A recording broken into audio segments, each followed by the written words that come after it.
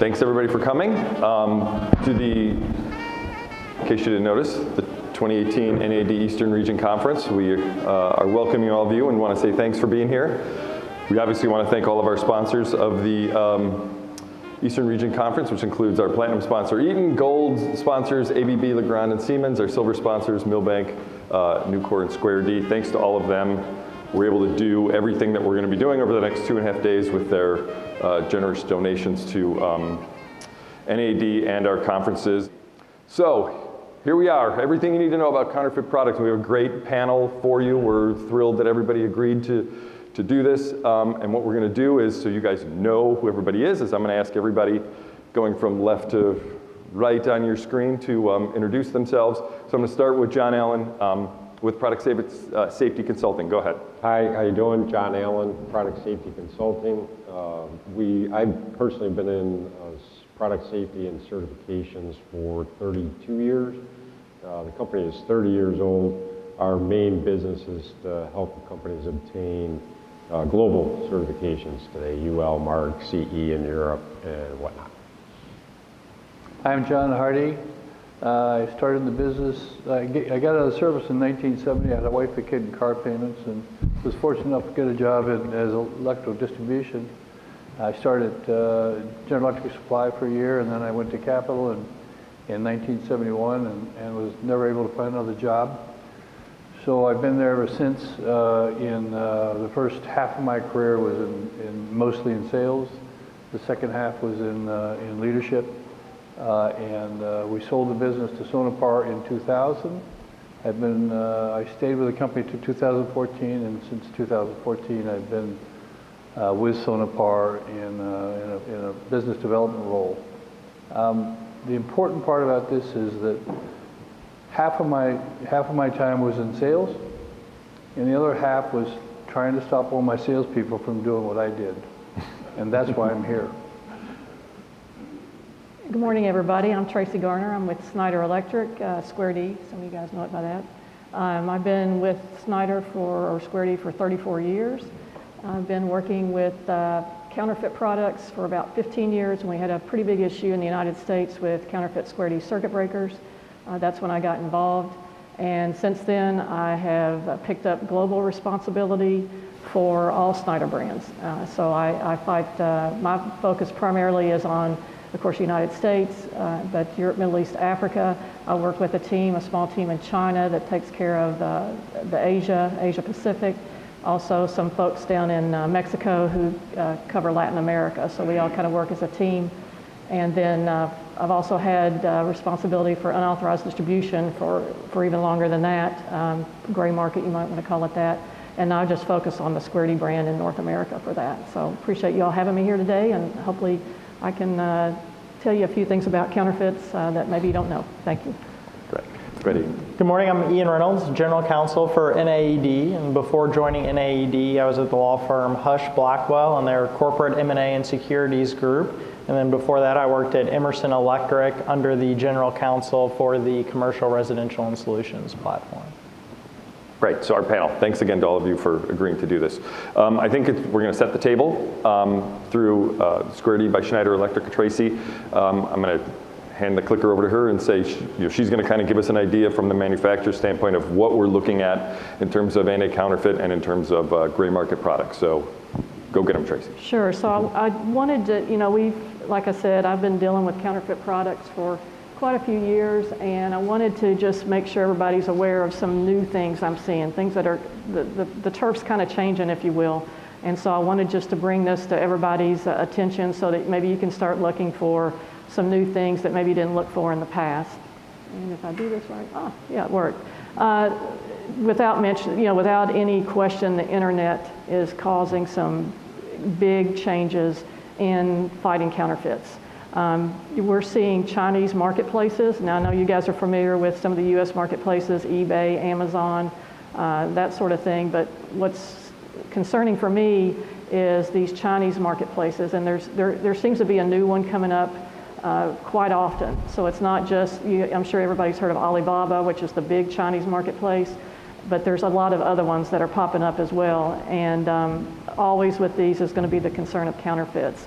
It's easy on these, what I'm finding, it's easy to place orders, it's easy to get any quantity you want, and the delivery is not that bad, considering it's coming all the way out of China. Actually, I got a tip earlier this year about a Chinese marketplace called AliExpress that was selling counterfeit Snyder contactors. And so I placed the order myself, and easy, very easy for me to go on AliExpress and place the order. I got 3 of them shipped to me, no problems whatsoever. They were counterfeit, confirmed to be counterfeit. So again, just these Chinese marketplaces are just going to continue to grow and be more of a nuisance for us in terms of fighting counterfeits. The other thing is the smaller shipments now. If the Chinese are going to start shipping directly to the consumers, they're going to be coming in small shipments and DHL packages and small quantities, 1, 2, 3 quantities, and it's going to make it almost near impossible for U.S. Customs to be able to effectively stop these counterfeits. I mean, before we were dealing with container loads of counterfeits and getting U.S. Customs engaged with that. Now we're looking at small shipments. Now the other thing big on the internet, we're starting to see social media is being used to advertise products and counterfeit products. LinkedIn, Instagram, Twitter, Facebook. And that picture you see up there on the screen is actually, we're doing some internet monitoring at Snyder, and that picture came off just a recent Facebook Indonesia. And this same seller is also using Instagram, so they're using multiple social medias, not just one site. Again, going to be a concern about going direct to the consumer, small quantities, hard to catch, very hard to catch. The other thing I want to mention is just the increased sophistication and schemes that are being used to avert us from catching the counterfeiters. The first thing I want to mention is the counterfeiters are learning from the mistakes. So years ago, we would see spelling errors and some, pretty sloppy product and some obvious differences. Now we're starting to see that they're cleaning up their mistakes, and it's rare to see a spelling error again. I mean, certainly you want to keep looking for spelling errors because that's a dead giveaway, but they're starting to get away from having spelling errors. The other interesting thing is that a lot of manufacturers are putting holograms or some sort of security on their products. And what the Chinese are doing, of course, they're trying to copy those, but a lot of times they'll actually put a hologram on a product that doesn't normally have a hologram, where the genuine product doesn't have a hologram. They're putting a hologram and then passing it off as being authentic, of course. When you see that hologram, a lot of consumers do assume that's authentic. They're becoming more educated about how we're tracking them down through informants, and they're also doing away with paperwork, which makes it really difficult to track back to find out who the real manufacturer of the product is. They also are dispersing their manufacturing. What I mean by that is years ago we could go to China and we could raid a factory and we could shut down the whole operation. Well, they've gotten wise to that, and now they're starting to break out the operation into small shops. So when you go raid a small shop, you shut down a piece of the operation, but you don't shut down the whole operation. So again, that's just the way they're making it more difficult for us to effectively fight counterfeits in China. They're also moving out of the big cities in China, where we used to have traditionally these markets you could go to, and that's where all the electrical products were being counterfeited. You could kind of go to one area in China, a big city. Now they're starting to move it into the rural areas where it's harder to track them, and then a lot of times the Chinese police will protect that business because it means jobs for the Chinese people. So they'll protect that business. And then lastly, just some of the other things they're doing to make it more difficult to find them is that instead of keeping all the counterfeit products in one place, they may have a small shop with a small quantity of counterfeits, but then they have another warehouse somewhere else. And so in order to effectively shut them down, you have to go into both the shop and the warehouse, and that's not always so easy because there may be multiple authorities involved. For example, if they're in the Middle East and they have a small shop in Dubai, but their warehouse is in Jebel Ali, which is a free trade zone, then it's a totally different group of authorities that have to do the enforcement in Jebel Ali as opposed to in Dubai itself. So there's just things they're doing. They're also using multiple importers and exporters, again, just to muddy the paper trail so that it's just much harder to go back and find the manufacturer of the counterfeit. So I just wanted to point out some of these things that are happening today a little bit different than some of the things I saw 15 years ago when I first got involved in fighting counterfeits, and just making it more challenging for us, and things for you guys to keep your eyes on as well. Thank you. You mentioned